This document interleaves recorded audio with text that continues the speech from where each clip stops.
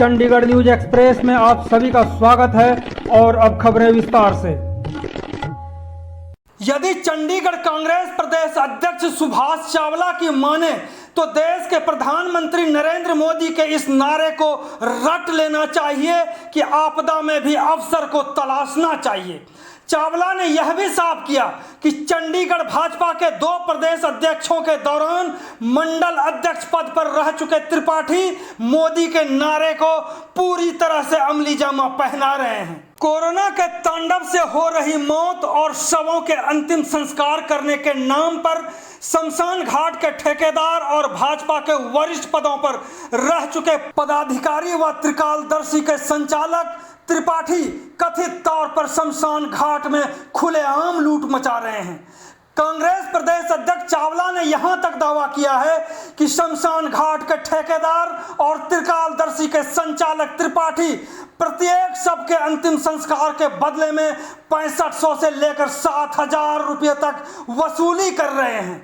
इस पूरी रिपोर्ट में अध्यक्ष चावला ने शमशान घाट पर चल रही खुली लूट का खुलासा किया है। इस लूट का अंदाजा इससे भी लगा सकते हैं कि शमशान घाट के ठेकेदार त्रिपाठी साहब पहले स्कूटर से चला करते थे और अब इसी सप्ताह से करीब 12 लाख रुपए के 4 पहिए गाड़ी पर घूमा करते हैं। चावला ने त्रिकालदर्शी संस्था और संचालक की पूरी कारस्तानी की जांच की मांग की है। बताया तो यहां तक जा रहा है कि शमशान घाट के ठेकेदार त्रिपाठी साहब नगर निगम में भी ठेकेदारी करते हैं। कांग्रेस अध्यक्ष चावला ने भाजपा प्रदेश अध्यक्ष अरुण सूद से भी कहा है कि इस पूरी घटना की जांच कराएं कि भाजपा के पूर्व पदाधिकारी त्रिपाठी को शमशान घाट का ठेकेदार किसने और कैसे बनाया। हालांकि चावला ने यह भी कह दिया कि भाजपाइयों पर तो भरोसा करना ही बेकार है, क्योंकि भाजपाई धर्म की ठेकेदारी कर सकते हैं लेकिन धर्म का काम नहीं कर सकते। इस पूरी रिपोर्ट को आप जरूर देखें ताकि शमशान घाट में चल रही लूट के कई प्रकार के खुलासे कांग्रेस नेता सुभाष चावला खुद कर रहे हैं। प्रधानमंत्री जी ने एक नारा दिया था, आपदा में अवसर, और उसका मतलब था कि जब कोई संकट की घड़ी आए तो उसको हमें अवसर में उसको बदल लेना चाहिए और कोई अपने आप को, अपने बिजनेस को, अपने को कोई चीज़ें करते रहें ताकि हमारे ऊपर कोई उसका विपरीत असर ना पड़े। लेकिन शायद मोदी जी के चाहने वालों ने, उनकी पार्टी के कुछ लोगों ने इस आपदा के अवसर को अपने लिए निजी अवसर मान के कुछ काम करना शुरू कर दिया, जिसका मुझे बहुत अफसोस है। 5-6 रोज़ पहले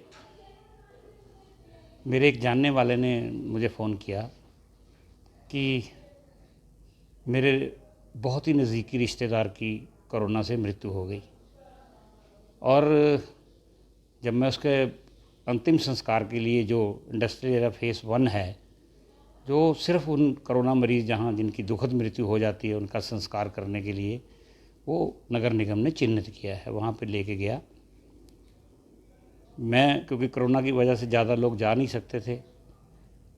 वहाँ का हालत तो उसने बहुत मुझे कुछ बताया कि बहुत अच्छी नहीं है, पर जो बात उसने मुझे बताई वो मेरे दिल को चुभ गई। उसने कहा, जी मेरे से संस्कार करने के 7000 रुपये ले लिए। तो ये सुन के मुझे भी एकदम से हैरानी हुई कि बताइए क्या हुआ। तो जो उन्हें मुझे डिटेल बताई वो मैं आपके साथ शेयर करना चाहता हूँ।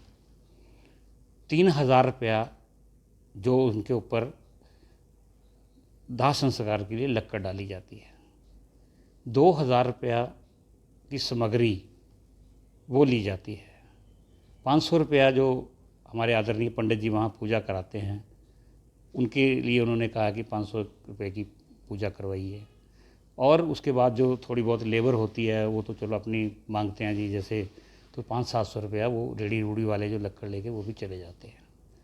तो मेरे से करीब करीब उन्होंने 6500 और 6500 या 7000 रुपये उन्होंने चार्ज किया। अब जब मैंने इसमें गहराई से देखा तो मैंने अपने साथियों से जिक्र किया, तो फैसला ये हुआ कि हम पहले ये ना हो कि किसी के कहने पे कोई बात उठा दें, इसकी एक विस्तृत जानकारी ले लें। तो मैंने अपनी पार्टी के कुछ अपने दोस्तों को, साथियों को वहाँ 2-3 दिन भेजता रहा कि आप मौके के हालात देखिए और सारी बात मुझे पता करके बताइए। तो ये जो बात उन्होंने कही थी, सर हूबहू सारी वो रिपोर्ट उन्होंने आके मुझे दी। मैंने कल इस पर एक प्रेस नोट भी जारी किया है, कुछ खबरें छपी भी हैं, लेकिन आजकल अखबारों की जगह कुछ कम होती है, इस वजह से मैंने सोचा कि वीडियो के द्वारा आपको सूचित करूं। अब जो बातें उसने बताई ज़रा उससे ध्यान से सुनिए। उसने ये कहा कि जब मैं गया तो पहले तो उस दिन बहुत रश था, करीब 28-30 वहाँ संस्कार हुए और उसमें भी वेट करनी पड़ी मुझे। तो चलो वो तो मैंने कहा कि अब जो है तो है, वो तो सामने ही है। पर जो उसने बात ये की कि 3000 रुपये की लकड़ियाँ डाल के भी पूरी लकड़ियाँ नहीं डालते। 2000 रुपये की सामग्री मुझे समझ नहीं आया कि किस चीज़ के 2000 रुपये लेते हैं।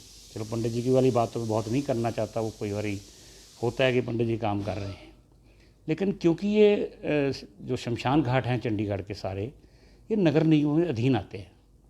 और जहाँ तक मेरी जानकारी है मेयर होने के नाते, इसका हम किसी एक एनजीओ को ठेका देते हैं और उसके लिए देखा जाता है कि वो एनजीओ क्या काम कर रही है, और जो वहाँ पंडित जी पूजा करते हैं वो पूरे आचार्य होने चाहिए, विधि विधान के साथ करना चाहिए। लेकिन उस आदमी ने देखा कि क्योंकि कोरोना के मरीज़ होते हैं, जल्दी जल्दी लोग अपनी बॉडी छोड़ के चले जाते हैं, तो कुछ बॉडी अधजली भी थी। और जब उन्होंने पूछा तो कहते जी हम तो रात को इनको पेट्रोल वगैरह मिट्टी के तेल लेके बाकी जला देते हैं। ये स्थितियाँ मेरे सामने आई। अब मैं जो नगर निगम के कानून है उसके बारे में बता रहा था कि ये सारा कुछ देख के कमेटी बनती है कि किसको देना है किसको नहीं देना, और उसमें हम उस एनजीओ का देखा जाता है कि क्या वो कोई अपने पैसे के फ़ायदे के लिए तो नहीं ठेका ले रहे इसका, बिल्कुल purely no profit no loss. Rather की हालांकि कुछ लोगों ने वहाँ पे उसको अपनी जेब से भी पैसे बनने के हम देने करते हैं, लेकिन जो मुझे जानकारी मिली है कि इस वक्त ठेका किसको दिया है वो और ज़्यादा चुकाने वाला है। एक अगर आप देखेंगे तो वहाँ एक बोर्ड लगा हुआ है, त्रिकालदर्शी एनजीओ है, उन्होंने भगवान शिव के नाम पे, शिव जी के नाम पे रखी हुई है, और उसके कर्ता धर्ता है मिस्टर कोई त्रिपाठी। वो भारतीय जनता पार्टी के 2 अध्यक्षों के साथ मंडल अध्यक्ष रहे हैं, और मुझे आज भी बताया है कि शायद वो आज भी किसी न किसी पद पर भारतीय जनता पार्टी के हैं। अब जब मैं उससे आगे जानकारी ली तो मुझे और हैरानी हुई कि वो म्यूनसिपल कॉरपोरेशन में हमारे हॉर्टिकल्चर डिपार्टमेंट में रजिस्टर्ड ठेकेदार हैं और ठेके भी लेते हैं। और ये सारी चीज़ें निकालने के बाद मुझे ये पता लगा कि ये शायद जो एनजीओ का नाम दिया है उसकी इन्होंने पूरी जानकारी नहीं ली, और सारे के सारे काम, और कुछ मुझे ये भी अभी जानकारी मिल रही है कि कुछ पार्क भी वो मेंटेन कर रहे हैं। तो इसका मतलब है एनजीओ तो नहीं हुआ तो भाजपा का कार्यकर्ता हुआ। तो ये एक और गंभीर विषय है कि भारतीय जनता पार्टी, जो मैं पहले जिक्र किया था कि प्रधानमंत्री जी ने कहा था कि आपदा में अवसर, और अवसर ये है, ये ढूंढा जा रहा है। अब इसकी मैं चाहूँगा कि जब वीडियो आप देखें इसकी आवाज़ जरूर उठाएं, अपने अपने एरिया के पार्षद से पूछें, मेयर से पूछें, पार्टी के अध्यक्ष उनको बताना चाहिए कि क्या ये सही है जो मेरे पास जानकारियाँ आई हैं, ये गलत है।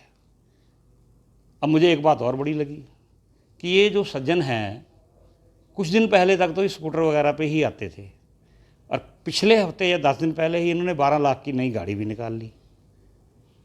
अब किसके नाम पे ली है, लोन लिया है, या मैं जानकारी में नहीं जाना चाहता, लेकिन अगर इसको उससे जोड़ा जाए कि क्या ये उसी की कमाई से आई है या किसी और से आई है, मैं कोई इस पर आरोप नहीं लगाता, ये जांच का विषय है।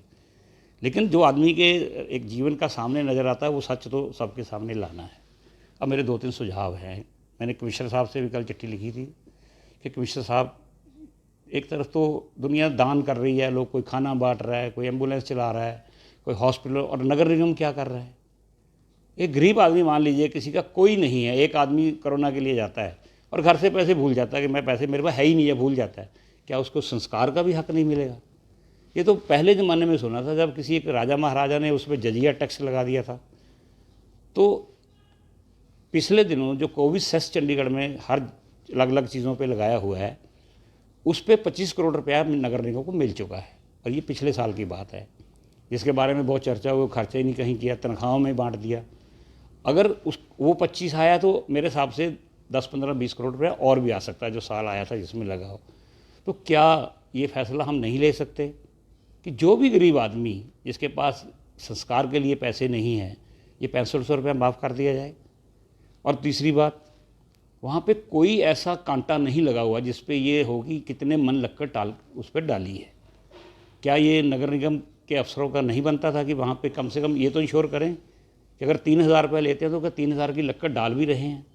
2000 रुपये की सामग्री क्या चीज़ है उसमें ऐसी?